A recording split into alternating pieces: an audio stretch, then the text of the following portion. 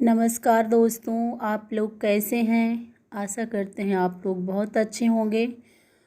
मेरे चैनल में आप लोगों का बहुत बहुत स्वागत है। आज मैं एक दुखियारी बहन की कहानी सुनाऊंगी। बहुत दुखी है बहन और मैं आप लोगों को उनकी कहानी सुनाऊंगी। गाना तो बहुत गाया जाता है, तो आओ सुनाते हैं बहन की कहानी। एक लड़की है जिसका नाम रागनी तिवारी है। बहन अकेले बेटे के साथ रहती हैं। कहीं पर छोटी मोटी नौकरी करके कुछ पैसे कमाती हैं, उसी से उनका जीवन चलता है। बिना किसी के सहारा लिए खुद बहुत कठिन मेहनत करके अपने बच्चे को अच्छे से अच्छी शिक्षा देना चाहती हैं। बहन हमेशा दुखी रहती हैं। उन्होंने अपनी आप बीती बताई, जिसे सुनकर बहुत तकलीफ हुआ। बहन की कम उम्र में शादी हुई थी। संयोग से जिस लड़के से शादी हुई वो आधे से ज़्यादा पागल था। उसके परिवार के सभी सदस्य कम दिमाग के थे। पूरा पागल तो झेलना सरल है, एक जगह बैठा दो, किंतु आधा पागल बहुत दुख देते हैं। घर में कोई कुछ नहीं करता था। यहाँ तक समझदारी न होने के कारण कृषि भी नहीं करते थे। मतलब उनके यहाँ जो खेती बाड़ी थे वो भी वैसे पड़े रहते थे, वो लोग वो भी नहीं करते थे। खाने के लिए मरते थे। किसी तरह 10 साल बहन बिताई। बहन का बेटा 4 साल का हो गया था। उसकी पढ़ाई लिखाई को लेकर के, उसके भविष्य को लेकर बहन चिंतित रहने लगी। हर पल रोती थी कि क्या करें, कौन मेरा सहारा बने। तो बहन जब मायके आई, अपनी सारी गृहदशा अपने घर वालों से कहीं और रोने लगी। तो भाइयों ने उनके दुख दर्द सुना और उनको साथ रख करके अपनी निगरानी में कुछ काम दिलवा दिए।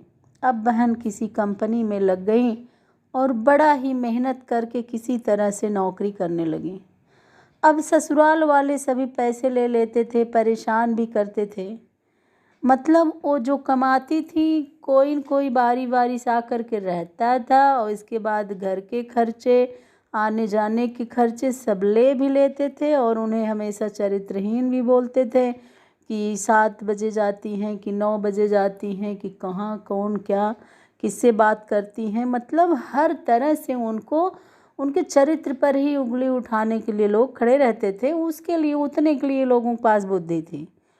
जहाँ भी रहती थी उन बहन बता रही थी कि जहाँ हम जिस मोहल्ले में रहते हैं, जब मेरा पति आता है तो मोहल्ले में घूम घूम करके मेरे मायके वालों का, मेरे माता पिता, भाई बहन और मेरा शिकायत करता है। यहाँ तक कि अपने भी माता पिता की शिकायत हर घर घूम घूम के करता है। उसे जितना ही मना करो उससे 2 गुना करेगा ताकि आपकी बेइज्जती हो।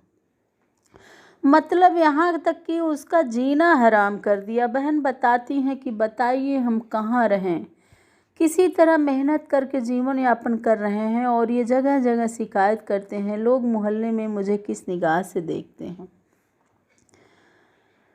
बहन ने बताया, जिस तरह मरे हुए जानवर पर गिद्ध की नज़र रहती है, उसी तरह पति पागल होने के कारण बहुत से पापी लोगों की नज़र हमेशा गलत रही है। क्योंकि घूम घूम के सबसे शिकायत करता है, उसकी बात से ही सब जान जाते हैं पागल हैं।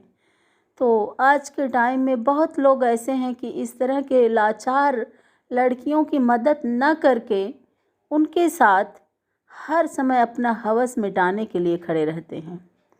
बहन किसी तरह अपनी ज़िंदगी बचा करके रहती हैं। बहन ने बताया कि किसी मित्र पर भी यदि भरोसा कर लेती हूँ तो वो भी विपत्ति में साथ छोड़ देता है। यहाँ तक कि वो मित्रता भूल कर बेबसी का फ़ायदा उठाता है और हर टाइम चरित्र पर उंगली उठाता है, बदनाम करता है। कहने का मतलब उनकी डोली मायके से चली गई, ससुराल वाले जीने नहीं देते, उनका कोई नहीं है अपना। जब तक हाथ पैर चल रहा है, किसी तरह नौकरी करके बच्चे को पाल रही हैं।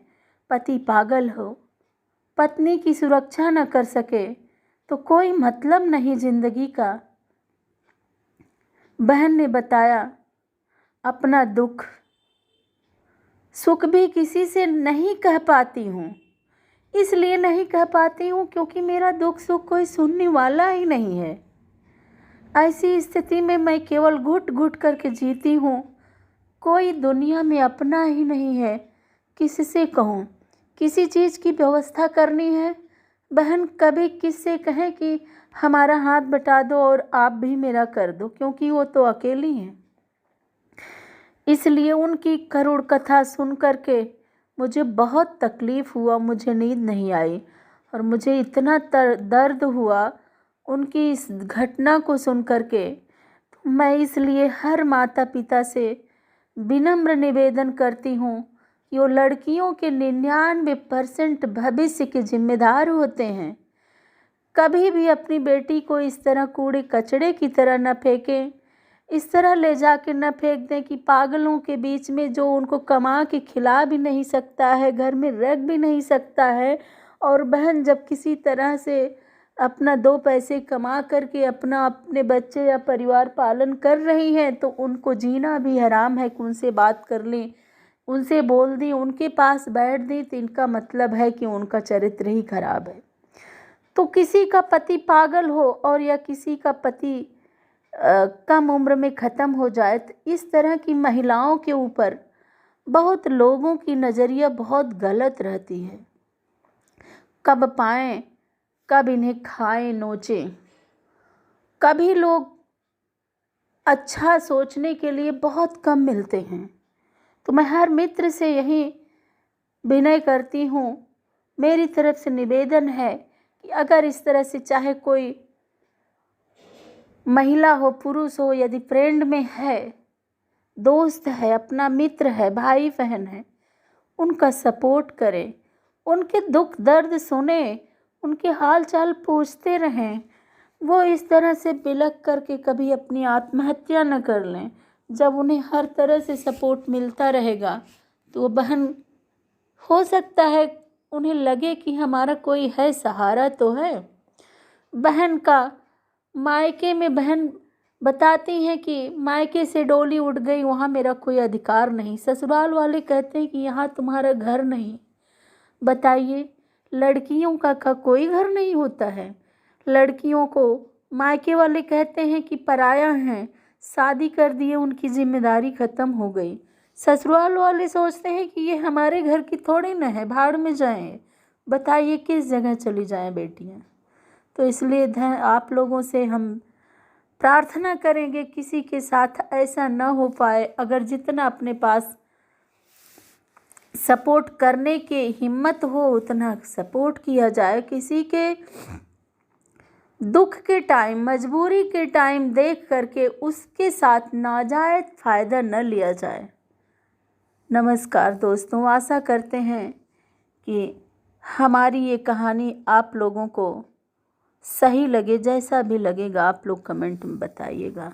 नमस्कार।